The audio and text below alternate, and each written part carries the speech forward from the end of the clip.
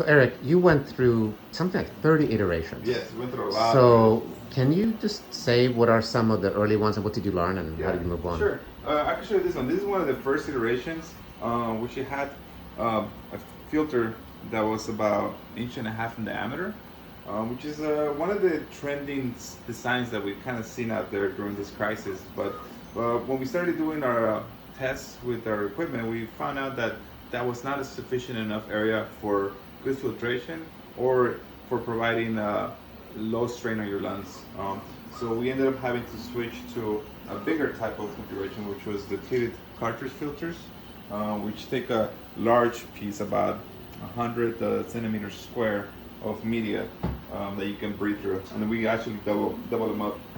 And this is another design that we kind of started looking into, which is really easy to put together and also make, where it just takes a large patch of media filtration. But again, like even this large area, which is pretty close to your typical N95 mask, is still not sufficient for good filtration. So where did you end up? So as I was saying, we have the two cartridge system, which involves about 2 pieces of 100 centimeters square HEPA filter material for the big boy that you have. Awesome. Yeah. Thanks.